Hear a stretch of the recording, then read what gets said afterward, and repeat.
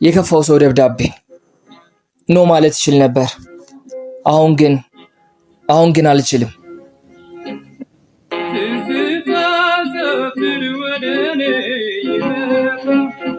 ከተቀመጥኩበት የባለጌ ወንበር ፊት ለፊት አንድ የኔ ቢጤ ሰካራም በስጋር መንፈስ ውስጥ ሆኖ ብቻውን ያወራል።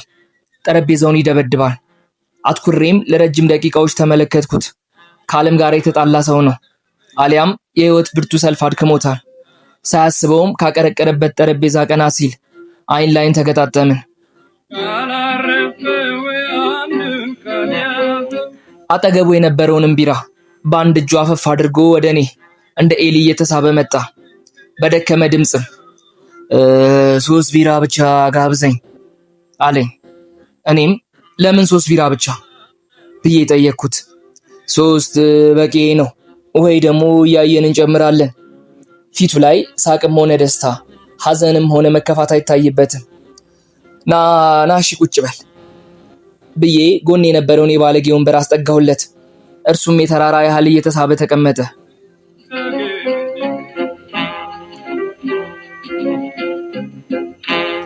በምልክትም 2 ቢራ አዘዝኩኝ። አንዱን ለኔ አንዱን ደግሞ ለእርሱ ሰጥቼ ቺርስ ተባብለን መጠጣት ጀመርን። ከዛም ዝምታ በመሃላችን ለማት ሰፈነ። እርሱም አንድ እየጠጣ አንድ ያቀረቅራል። እኔም በተከፈተው የትዝታ ዘፈን የኋሊት ነጉጃለሁ።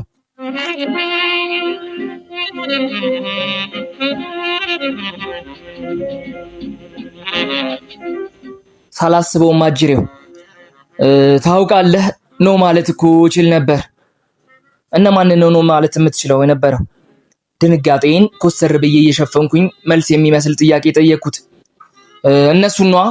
እነሱን እንዳልገባኝ የገባው አይመስለኝም። ብቻ ደጋግሞ አንድ ቃል ይናገራል። ኖ ማለት እኮ እችል ነበር። ኖ ማለት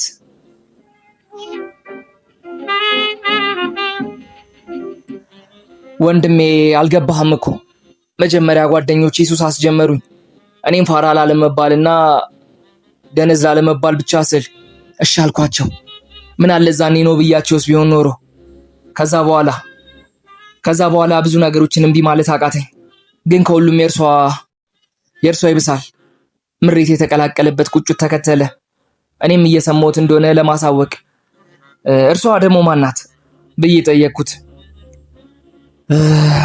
እርሷን እንኳን ሰይጣን በላት። ሳላስበው ሳቃ መለጠኝ።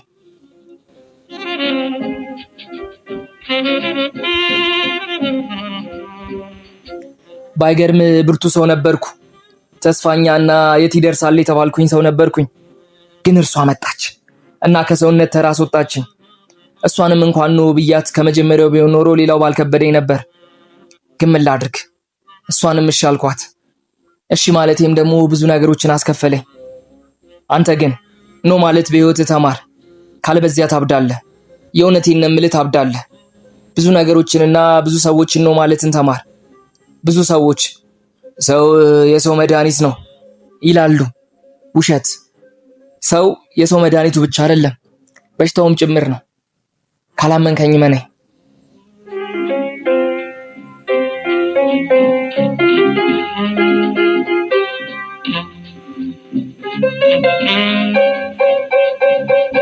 እየተንገዳገደ 3 ካሎ ቢራ ውስጥ አንዱን ብቻ ቢራ ጠጥቶ